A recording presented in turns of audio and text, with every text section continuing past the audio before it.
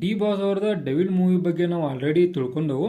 ಇಂದಿನ ಈ ವಿಡಿಯೋದಾಗ ನಾವು ಡೆವಿಲ್ ಮೂವಿ ಅಂದ್ರೆ ದ ಡೆವಿಲ್ ಮೂವಿ ಎಷ್ಟು ಕಲೆಕ್ಟ್ ಮಾಡೈತಿ ಅನ್ನೋದ್ರ ಕಂಪ್ಲೀಟ್ ವಿವರಣೆಯನ್ನು ತಿಳ್ಕೊಳ್ಳೋಣ.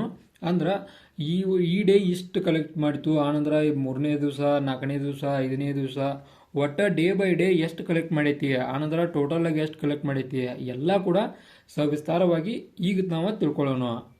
ನಾವು ಈಗ ಫಸ್ಟ್ನೇ ದಿನ ನೋಡೋದಾದ್ರೆ ಅಂದ್ರೆ ಏನು ರಿಲೀಸ್ ಆತ್ಲ ಅವತ್ತು ಟೋಟಲ್ ಆಗಿ 10 ಕೋಟಿಗಿಂತ ಹೆಚ್ಚು ಸಂಪಾದನೆ ಮಾಡ್ತೀವಿ. ಅಂದ್ರೆ ಒಂದೇ ದಿನ 10 ಕೋಟಿಯನ್ನು ಕ್ರಾಸ್ ಮಾಡಿದಂಥ ಒಂದು ಮೂವಿಗಳ ಲಿಸ್ಟ್ ಒಳಗೆ ಕೂಡ ಇದು ಹೋತು.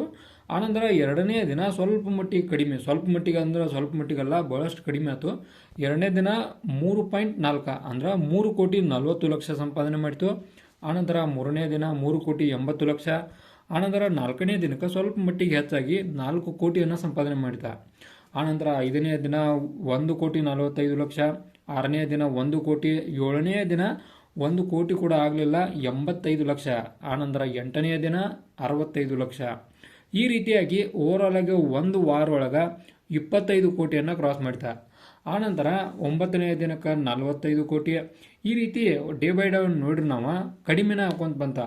ಆನಂತರ ಓವರಾಲ್ ಆಗಿ ನೋಡ್ರಿ ನಾವು ಟೋಟಲ್ ಅಂದ್ರೆ ಎಷ್ಟು ಕಲೆಕ್ಟ್ ಮಾಡೈತಿ ಅನ್ನೋದನ್ನು ನೋಡೋದಾದ್ರೆ ಟೋಟಲ್ ಆಗಿ ಹೇಳಿದ್ರೆ 27 ಕೋಟಿ ಮಟ್ಟ ಬಂದೈತಿ. ಅಂದ್ರೆ ಇದ್ರ ಪ್ರಕಾರ ಹೇಳೋದಾದ್ರೆ, ಬಟ್ ಇದ್ರ ಪ್ರಕಾರ ಅಂದ್ರೆ ಈಗ ನಾವೇನು ಕ್ಯಾಲ್ಕುಲೇಟ್ ಮಾಡಿದ್ವಲ್ಲ ಇದ್ರ ಪ್ರಕಾರ ನೋಡೋದಾದ್ರೆ 25,65,00,000.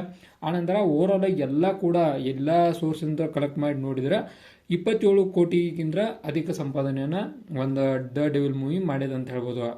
ಅಂದ್ರೆ ಇದೇ ಒಂದು ಭಾಳಷ್ಟು ಏನು ಹೈ ಅಂತಲ್ಲ, ನಾವು ಏನು ಎಕ್ಸ್ಪೆಕ್ಟೇಷನ್ ಇಟ್ಟಿದ್ದು ಅಂದ್ರೆ ಡೆವಿಲ್ ಮೂವಿ ಇಲ್ಲಂದ್ರೂ ಒಂದು 40 ಮಟ್ಟ ಬರ್ಬೋದಪ್ಪ ಅನ್ನೋ ಒಂದು ಎಕ್ಸ್ಪೆಕ್ಟೇಷನ್ ಇತ್ತು. ಬಟ್ ಅದು ಆಗಕ್ಕೆ ಸಾಧ್ಯ ಆಗಿಲ್ಲ. ಯಾವಾಗ ಅನ್ನಕಂದ್ರೆ ಈಗ ನಾವು ಅದು ರಿಲೀಸ್ ಆದ ತಕ್ಷಣ ಈ ಕಡೆ ಮಾರ್ಕ್ ಕೂಡ ಬಂತು, ಆನಂತರ 45 ಕೂಡ ಬಂತು.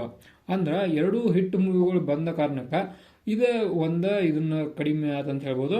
ಬಟ್ ಇನ್ನೊಂದು ಇಂಟ್ರೆಸ್ಟಿಂಗ್ ಫ್ಯಾಕ್ಟ್ ಏನಂದ್ರೆ ಈ ಎರಡೂ ಮೂವಿ ಅಂದ್ರೆ ಮಾರ್ಕ್ ಮೂವಿ ಆನಂತರ 45 ಮೂವಿ, ಈ ಎರಡೂ ಮೂವಿಗಿಂತ ಡೆವಿಲ್ ಮೂವಿ ಹೆಚ್ಚು ಸಂಪಾದನೆ ಮಾಡೈತಿ. ಇದು ಮೋಸ್ಟ್ ಇಂಪಾರ್ಟೆಂಟ್ ಥಿಂಗ್ ಆಗೈತಿ. ಯಾವಾಗ ಅನ್ನಕಂದ್ರೆ ಈಗ 3 ಮೂವಿಗಳ ಸ್ಪರ್ಧೆಗಿಳಿದಾಗ ಆ 3 ಯಾವ್ದು ವಿನ್ ಆತಂದ್ರೆ ದ ಡೆವಿಲ್ ಮೂವಿ ವಿನ್ ಆತು. ಅಂದ್ರೆ ದರ್ಶನ್ ಅವರ ಮೂವಿ ಅಲ್ಲಿ ಗೆದ್ದಿತು ಅಂತ ಹೇಳ್ಬೋದು. ಓವರಾಲ್ ಆಗಿ ನೋಡೋದಾದ್ರೆ ಒಂದು 27 ಕೋಟಿಯನ್ನು ಸಂಪಾದನೆ ಮಾಡೈತಿ.